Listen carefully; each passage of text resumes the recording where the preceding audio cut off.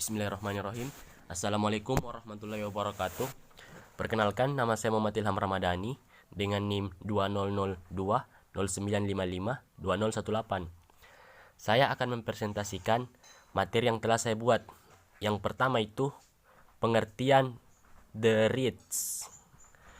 The read adalah unit dasar dari pemanfaatan CPU. Sebuah the read dalam proses akan menjalankan satu tugas, job, pada satu waktu. Pada proses tradisional, setiap proses hanya memiliki satu thread, sehingga program hanya dapat menjalankan satu tugas dalam satu waktu. Namun, jika proses memiliki beberapa thread, maka prosesnya dapat menjalankan beberapa tugas pada satu waktu, dan hal ini disebut multithreading. Yang kedua, single dan multi-threads. Single threading adalah sebuah lightweight proses atau proses sederhana yang mempunyai dari tunggal yang berfungsi sebagai pengendali. Single thread sama dengan proses hanya mengeksekusi satu thread dalam satu waktu. Sedangkan multi-thread adalah proses dengan thread yang banyak dan mengerjakan lebih dari satu tugas dalam satu waktu. Multi-thread proses dapat mengeksekusi sejumlah thread dalam satu waktu. Yang ketiga, multithreading. Multithreading adalah kemampuan sebuah program untuk melakukan lebih dari satu pekerjaan sekaligus. Keuntungan dari multithreading adalah sifat respon yang interaktif dan real time.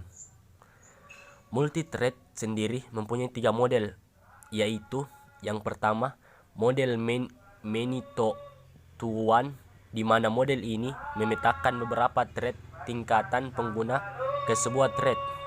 Yang kedua itu model one to one, di mana model ini memetakan sebuah thread tingkatan pengguna ke setiap thread. Dan yang ketiga, model many to many, di mana model ini memultiflex banyak thread tingkatan pengguna ke thread kernel yang jumlahnya sedikit atau sama. Yang keempat, sinkronisasi thread.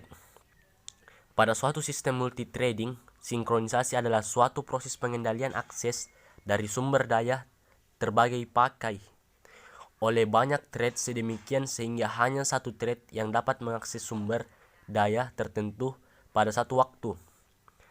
Sinkronisasi mencegah jenis kerusakan data demikian. Jika tidak disinkronisasikan, maka dapat mengakibatkan pembaca yang buruk dan error yang signifikan. Yang kelima, user level thread dan kernel level thread. User level thread atau ULT adalah thread yang digunakan pemrogram aplikasi dalam program mereka.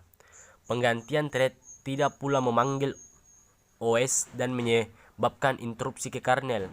Keuntungan dari user level thread, yang pertama itu cepat dan efisien, yang kedua manajemen sederhana, dan yang ketiga tidak perlu modifikasi pada sistem operasi. User kernel level thread atau KLT adalah sistem operasi mengelola thread yang bekerja pada kernel inti sistem operasi. Keuntungan dari kernel level thread yaitu karena kernel memiliki pengetahuan penuh tentang utas dalam sistem, penjadwalan dapat memutuskan untuk memberi lebih banyak waktu pada proses yang memiliki banyak utas, dan semua OS modern mendukung yang memungkinkan kernel melakukan banyak tugas bagus. Dan yang keenam, Symmetry Multiprocessing atau SMP. Symmetric multiprocessing adalah proses di mana semua prosesor menjalankan tugas dalam sistem operasi. Ia tidak memiliki hubungan master-slave seperti multiprosesor asimetris. Semua prosesor di sini berkomunikasi menggunakan memori bersama. Sistem Symmetric Multiprocessing atau SMP memiliki load balancing atau keseimbangan pemuatan dan toleransi kesalahan yang lebih baik. Hal ini dikarenakan bagian dalam sistem operasi dapat berjalan pada prosesor manapun dan kemungkinan terjadinya error dan hambatan pada CPU akan berkurang. Dan yang ketujuh, mikrokernel. Mikrokernel adalah inti OS yang menyediakan dasar untuk modular ekstensi. Metode ini menyusun sistem operasi dengan menghapus semua komponen yang tidak esensial dari kernel dan mengimplementasikannya sebagai program sistem dan level pengguna.